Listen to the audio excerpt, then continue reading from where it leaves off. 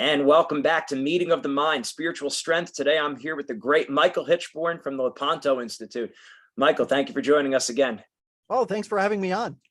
Repeat guest. Make sure you check out the show that we did before. I think that was during lockdowns and everything. Yeah. But so we've been talking about a lot is Fatimists need to be monarchists. Monarchists need to be Fatimists. It works both ways.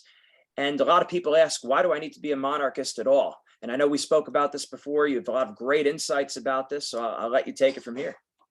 So matter follows form, right? The idea is that the form of an idea or the form of a thing is the preceding element. So for instance, a chair does not exist in its own sense of being a chair. It exists in the sense of having the form of a chair first, and then you build around that idea. So in a similar respect, when it comes to political philosophy and political structures, the form of the governance of a people always precedes, or the matter of the governance of the people always follows the form of the spiritual and moral impetus of the people behind it. So, for instance, when you look at a tribal system, the tribe always follows kind of a patriarchy. You've got a patriarch at the top, and their whole system of belief is patriarchal. And they keep things local and they keep things small. But when you look at what happened in the pagan world, the pagan ancient world, they started building their theology around the government. You had the pharaohs, for instance, were gods. This was kind of born out of a misguided understanding of the nature of authority, who has authority, where authority is derived. But at the end of the day, it developed over eons through the Greek system and then ultimately through the Roman system into a form of, for lack of a better word, for a form of democracy, where the people, the will of the people, is what was brought about by the plebes and the Senate, and then executed by the emperor. And it was a top-down but bottom-up approach to governance, so that you had the influence of the people being reflected in the leadership of the emperor. But what happens is that when you have the will of the people expressing their desire to govern and to lead and to enact laws, you wind up catering to the lowest common denominator. You wind up catering to the appetites, because what is the will of the people, as Plato had articulated in the Republic? The will of the people is represented in the appetites, the lower appetites specifically. And if you have the lower appetites ruling the head, well, then you wind up with a disjointed system. You wind up indulging those appetites. So the pagan system of rulership was very much an appetitive type of governance. But what happened after the fall of the Roman Empire is very interesting. Rome fell in around late 300 or early 400 AD, and or began to fall at that point. But then what happens is you have all these little local rulers popping up all over Europe, and they don't enact a system of democracy. In fact, they go for a system of kingdoms. You have these little kingdoms popping up all over the place.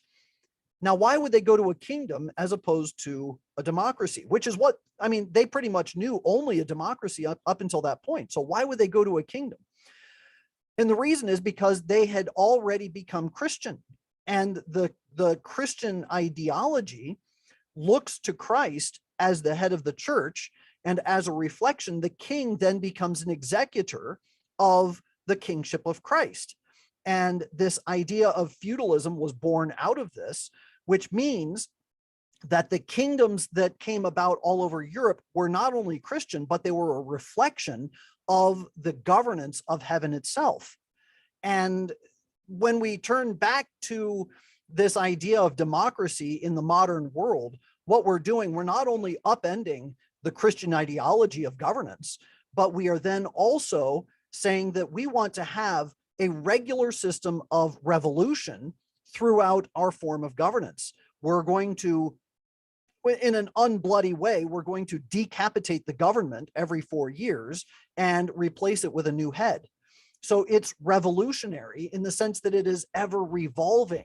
It's always changing, instead of having something that is stable and based upon something that is firm and unmoving, which is the Christian form of monarchy. Right. And that stability would be closer to that mimics more the truth, right? The truth never changes. So when you have stability, it never changes. I guess a lot of people then worry, well, what if the monarch was corrupt? Then you're going to not have stability. Like you're almost like hedging your bet, the way people are looking at it, I guess. Yeah, well, you are, but God gives us the leaders that we deserve, right? If we are a faithful people, we will have faithful rulers, and sometimes we'll have oppressors, but that's not necessarily a form of punishment, but a way of perfecting the people under which the ruler exists. And even in the democratic system that we have now, we can very easily say that we are enduring that at this present time. We do have the rulers who are completely out of their minds. I mean, they are mad. They're mad in the fullest sense of insanity. And we have this madness as a reflection of the appetites of the people that have put this person into power. So it is a form of punishment. We do get the leaders that we deserve. And the same was true in the medieval system. You did have bad kings, and those kings were typically reflective of the lack of piety of the people. And so in order for the people to endure the bad king, they had to return to Christ. It's the same story all throughout the Old Testament too. Right. You have to have this reconciliation with God where you repent of your sin, you do penance, and then God brings out a good thing and saves the people. So it's the same revolutionary source, but the difference with the modern democracy is that, well, we can just vote the guy out and we'll go ahead and put somebody else in, and that's how we're going to save it. So it's man saving man as opposed to God saving man. That's the problem with it. Right. You see, the Old Testament, like you said, the Assyrians, God used the Assyrians to chastise Israel, but he said, watch out, I'm only using you to serve my purpose, basically. Right. And so the politics of the world is kept in line with the church, basically, that if we're out of line, we're going to get corrected, we're going to get chastised. Like you said, we get what we deserve there. Yeah, absolutely. It's standard form at this point, and you can see the cyclical nature of it all throughout human history. If only we would just learn from our mistakes. Right. But of course, with most people, now the way, I guess, like how school is, I mean, school's so far off, and they talk, everything has to be like a practical utility, which they don't even do a good job with that. So history kind of gets brushed aside, especially, and not only does history get brushed aside, but you're not hearing true history. You're hearing the Masonic version of history. Sure. You get the Masonic version of history, but then you're getting bad philosophy. Right. And then you get this indulgent sense of education where there's, why are there so many gender studies degrees out there now? I mean, the idea is that education is supposed to build a better person. And I've had debates with people about education for a long time about what the purpose of education is. A standard education is simply meant to build somebody into a moral operative person within society. So you learn moral lessons through the humanities. You learn basic operative skills through math and through some of the sciences. And then you understand where you came from through history. And that it's supposed to give you that basic foundation of who you are, where you are, and how am I supposed to relate to man and God in life. That's the purpose of an education. Later on, you specialize, you can go on to become a doctor, you can become a mechanic or whatever. And those are different forms of education. So it becomes very utilitarian at that point. But the most basic standard is that we are supposed to be creating well-rounded individuals who can operate morally with other individuals within our system. That's its purpose. So in the modern education system now, it's all predicated on, well, we want to make sure you feel good. We want to make sure that you have a good sense of your own self-worth. We want to build up your self-esteem. And they wind up watering down the nature of the education, but then they start introducing things that cater toward their own weird quirks. Oh, you feel like this kind of history isn't nice, or you feel bad about what's going on. Well, that's okay. We won't study that, or we won't impose that on you. Or even worse, they start pushing their own ideologies through the education system, where they start introducing kids to the idea of global climate change, and it's a man-made problem, and man is the one who is responsible for putting all these problems into the world. And then they go into other agendas, pro-abortion, pro-LGBT, and then it just builds and builds and builds until eventually education has lost its sense. It's lost its purpose, other than to make somebody who is self-indulgent and self-serving without any consequence to how that impacts the society on the whole. Right. It makes no sense. I was reading about this in Nicomachean Ethics the other day with Aristotle, and obviously St. Thomas Aquinas commentaries and everything. And yeah, it's truth trumps everything. Like we want to have people who have virtue. We want to have a moral citizenry. We want to have the social reign of Christ the King. We want to have the return to the ideal form of government, the monarchies. And then the question always becomes, okay, well, how do we get that started? And yes, we all fight our own fight in different ways. Then we look back to Our Lady of Fatima, who said that she's going to bring in her triumph, which she's going to clean house like a mother. When the mother cleans the house, it's spick and span. So imagine how much more the Heavenly Mother does. So we hear about the prophecy of the great monarch, the great Pope, the great monarch that will come. Presumably that will be the time of the triumph of the Immaculate Heart, where we'll get all this back. Can you talk about that a little bit? Yeah, absolutely. It's very interesting. The fall of Christendom in our modern society really seems to have coincided with the fall of the Holy Roman Empire, which ended with the reign of Karl of Austria. So World War I comes into play. The Archduke Ferdinand is assassinated. Why the Archduke? Why him? And it had everything to do with the assault on the last vestiges of the Holy Roman Empire within Europe. Leading up to that point, if you follow the thread all the way back to the middle 1800s, when the Communist Manifesto was published, you've got this constant thread of revolutions all over Europe. And the whole purpose of the revolutions are to topple the monarchies. And of course, this goes all the way back to the French Revolution itself, which was brought about by Masonic infiltrators under the headship of Adam Weishaupt through what was called the Illuminati at that time. He was a professor of theology at Ingolstadt University. And they all want to topple the monarchies. Why? Because the monarchies are the Christian rulers of the world. They are God's representatives on earth in the social order.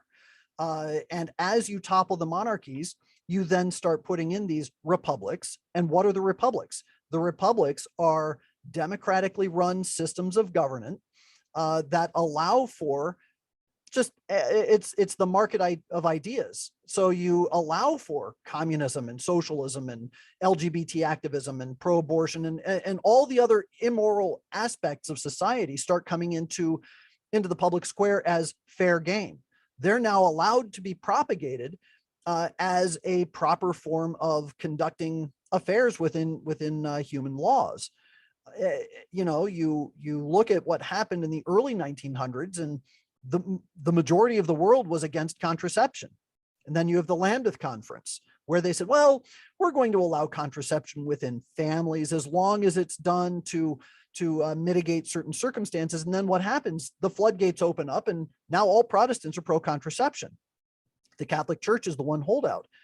Go up to 1965, and suddenly all the anti-contraception laws become law. And that happened by fiat through the Supreme Court, not through the court systems. But you have contraception that's suddenly now available to everybody. That leads to laws allowing for pornography.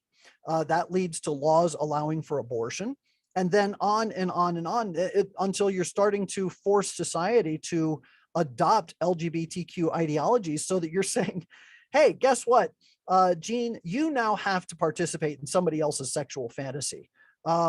Because if you don't, you're breaking the law, and you're going to get prosecuted for that. And that's the end result. That's the net result. And that is part of the Masonic plan. They have to break down the morals, and breaking down the morals means you have to break down the laws. So you start by breaking down the monarchies so that you break those Christian laws. You introduce a democratic system, which allows for these immoral laws to be put into play. That in turn breaks down Christian moral foundations, which allows you to then turn around and start imposing a socialist form of government, which is completely atheist, so that you can then turn all of society away from God and inward toward man's self. That's the plan. And cleaning house, Our Lady will clean house. Why?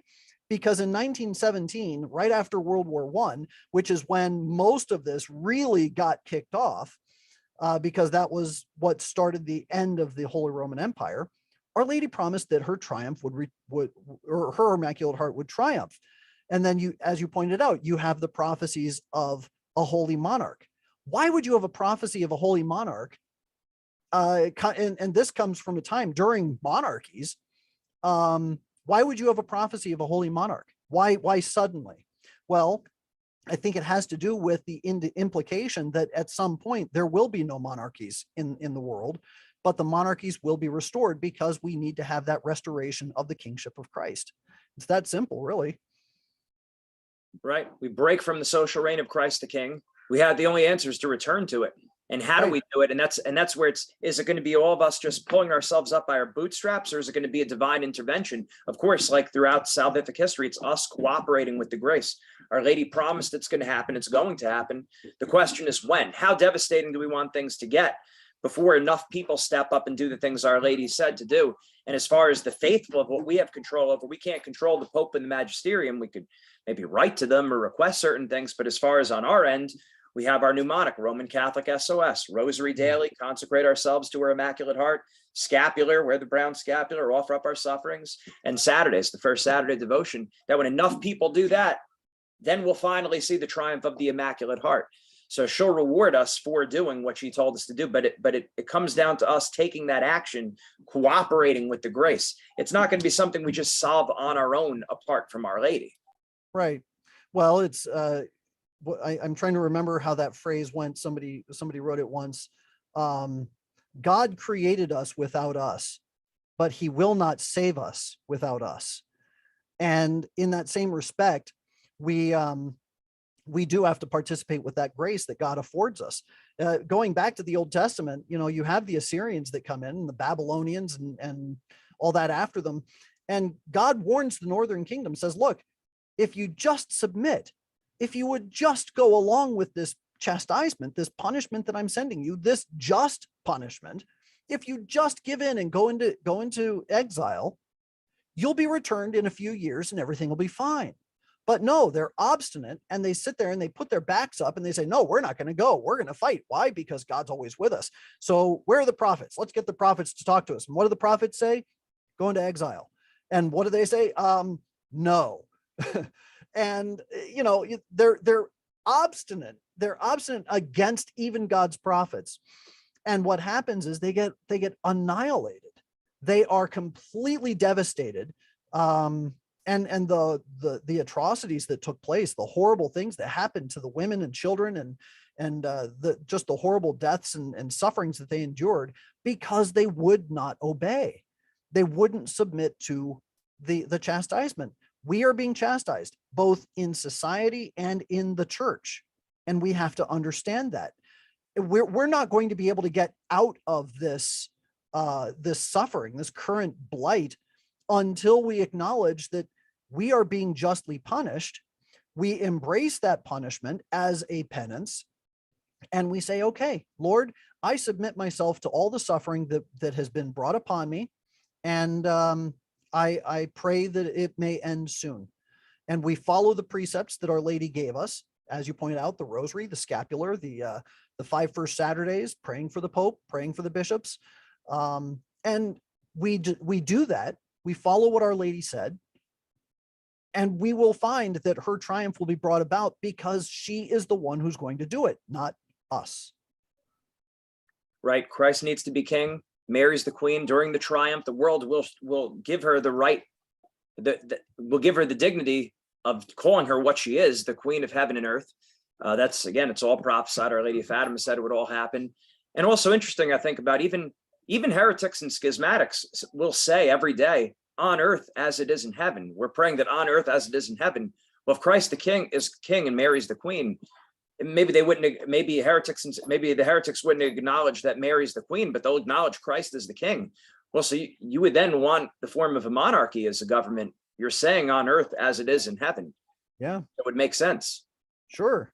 I mean, even our Lord said to Pontius Pilate, what authority you have was given you from above. So we do have to acknowledge that even the bad rulers that we have, whether they're democratically elected or they are brought about by heredity, the bad leaders that we have are given authority by God to rule over us justly or unjustly. And we don't necessarily have to submit to bad laws. In fact, we have an obligation to stand against bad laws.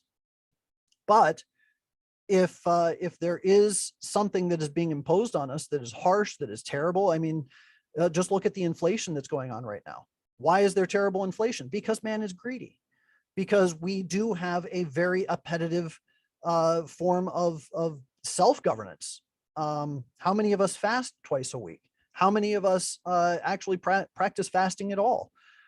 We have an obese society. So we're gluttonous, we're greedy. So in order to be punished, you're going to be punished in the same respect that you are indulgent. That's how chastisement works. So we have to be, if we're going to get out of this, we have to embrace what is being given to us. So start fasting. Why? Because if you don't start fasting, you're going to have a famine. If you don't start practicing almsgiving, you're going to go bankrupt. It's just the way chastisement works. God always meets the punishment to fit the crime. So avoid it. Just practice the penances. Do what Our Lady said. Strip away the extremities and start focusing on salvation instead of focusing on building up your grain houses in this world. As our Lord said, ye fool, don't you know that this very night that your life is going to be called of you? So we have to recognize that everything about this life is not for this life, it's for the next. And if we lose sight of that, we lose sight of everything. Right? Store up your treasures in heaven. And if you want an end to the crisis, there's one answer. We didn't get a plan B. Our Lady said at Fatima. Anything else that you feel like we missed, or anything you wanted to add? And then also let us know where everyone could find you and any of your latest projects coming up. In terms of this topic, I don't know. I think it's obviously an inexhaustible topic that you could talk Right. in various levels on it for days on end without ceasing. But I think for our purposes, we definitely covered what we need to talk about. And with regard to the Lepanto Institute, you can see right back here, Lepanto Institute. The website is Lepanto.in. That's LEPANTOIN.org. We primarily uncover very, very untoward things going on within the church, like the Catholic Campaign for Human Development, which is regularly funding organizations that are promoting abortion, contraception, homosexuality, every abomination known to man, and Marxism. And we put together full reports on these organizations. We've also looked into Catholic Relief Services and various other charitable organizations that claim to be Catholic or Christian. And we have a charities reports list of nearly 100 organizations that we have personally vetted. And we can tell you through these organizations that we have investigated whether they are safe or not safe. And if they are not safe, you just click on the name on the charity report and it'll take you to our explanation page saying, this is what we found, here's all the evidence. So that's what we do. That's what we've put together. We're entirely donor driven. So We don't have any major foundations behind us. We just do what we do out of love of God and love of neighbor, and we hope that everybody is able to create a more just system within the church when it comes to charity. Thank you for all that you do, Michael. It's a great honor to have you on the show again. I told some of the people they're getting young Catholic professionals going in Bergen County in northern New Jersey, and they're real excited that you were going to be on the show. So they're excited to listen, as well as excellent.